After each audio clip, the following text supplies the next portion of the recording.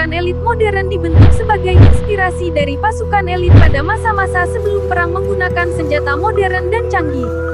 Beberapa juga terinspirasi nama pasukan elit zaman bahla atau dahulu. Berikut pasukan elit zaman sebelum era modern dikutip dari berbagai sumber. Simak penjelasannya di channel Baca Sejarah. Keberadaan pasukan elit militer sebuah negara bukan dominasi era modern. Pasukan elit yang terlatih, memiliki kemampuan lebih dibanding pasukan biasa sudah ada sejak zaman kuno.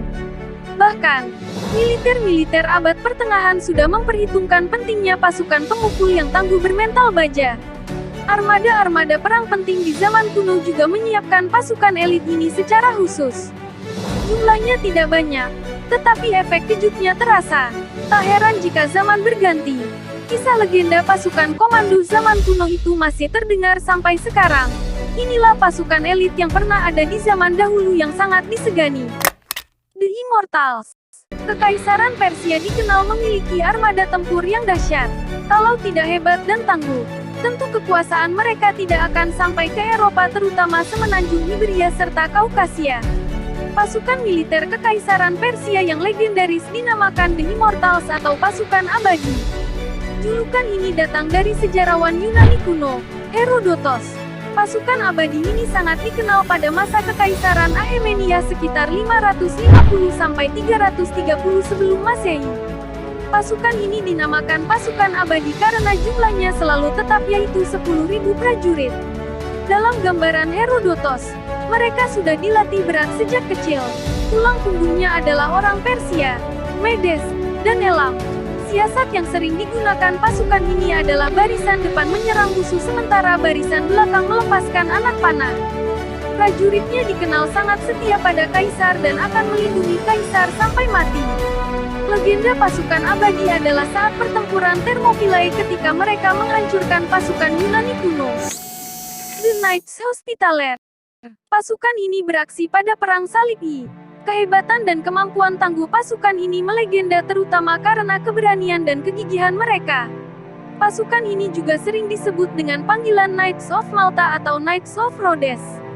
Pada tahun 1565, Kekaisaran Ottoman berusaha merebut Malta yang dipertahankan habis-habisan oleh pasukan ini dalam pertempuran keras selama 5 bulan. Para ksatria pasukan ini mengenakan jubah berwarna hitam dengan salib berwarna putih. Keberadaan pasukan ini melemah saat penguasaan Malta oleh Napoleon pada 1798. Sisa-sisa pasukan terpecah dan menyebar ke seluruh Eropa. Mereka kemudian beralih menjadi organisasi kemanusiaan dengan nama Sovereign Military Order of Malta (SMOM). The Varangian Guard. Ketangguhan pasukan penjaga Varangian dalam bertarung membuat mereka disebut-sebut sebagai tentara paling tangguh di Mediterania. Pasukan penjaga Varangian adalah pasukan elit milik Kekaisaran Bizantium. Mereka berkuasa pada sekitar abad 10–14 Masehi. Pasukan ini diyakini mayoritas berisi prajurit keturunan Viking dari Skandinavia. Penjaga Varangia pertama kali dibentuk oleh Kaisar Basil II pada tahun 988. Vladimir pertama yang baru saja merebut kekuasaan di Kiev dengan angkatan bersenjata Varangia memberi 6.000 tentara kepada Basil sebagai bagian dari persetujuan bantuan militer. Basil menjadikan mereka sebagai penjaga pribadi karena ia tidak percaya kepada penjaga Romawi Timur asli, yang seringkali tidak setia. Keberadaan pasukan ini memudar seiring dengan kemunduran Kekaisaran Romawi Timur atau Kekaisaran Bizantium. The Hashashin. Konon kata Inggris The Assassin datang dari istilah pasukan Hashashin. Nama Hashashin sendiri datang dari ritual pasukan ini yang seringkali menggunakan hasis atau semacam ganja. Ketangguhan pasukan ini terutama dalam hal menculik dan membunuh dengan pedang.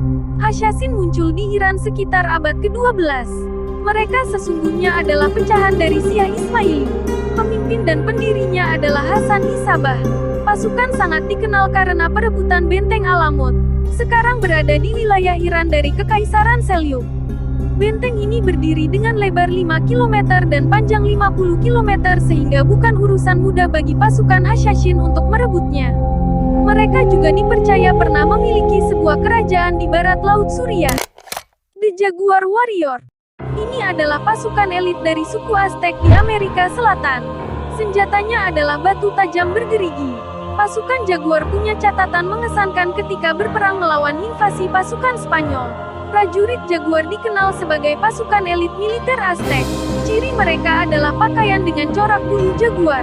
Kehidupan prajurit Jaguar Aztec diisi oleh pertempuran terus-menerus. Tujuan utama bangsa Aztec melakukan pertempuran tanpa henti adalah untuk memperoleh tawanan untuk dikurbankan kepada para dewa. Pada usia 17 tahun, para lelaki muda Aztec menjadi prajurit dan menjalani pelatihan militer formal. Untuk memperoleh status dewasa, seorang lelaki harus menangkap tawanan dalam perang. Setelah berhasil menangkap sedikitnya 4 orang tawanan, dia berhak menjadi seorang prajurit Jaguar.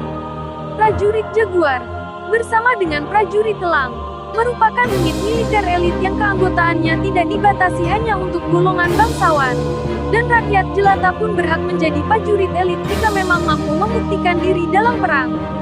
Kekalahan dalam hal senjata membuat pasukan ini sulit menandingi kejayaan Spanyol di Amerika Latin. Bayangkara. Dalam serat Pararaton, kitab tentang mitologi raja-raja Jawa Pertengahan, konon diceritakan bahwa Majapahit juga sudah pernah membentuk pasukan elit Bayangkara yang dikepalai oleh Gajah Mada. Pasukan ini dibentuk pada masa pemerintahan Raja Jayanagara, tahun 1309 sampai tahun 1328. Tugas mereka melindungi kerajaan dari serangan luar. Pasukan Bayangkara ini sangat terkenal ketika masih dalam pimpinan Gajah Mada. Ditakuti di medan laga dan disegani di istana.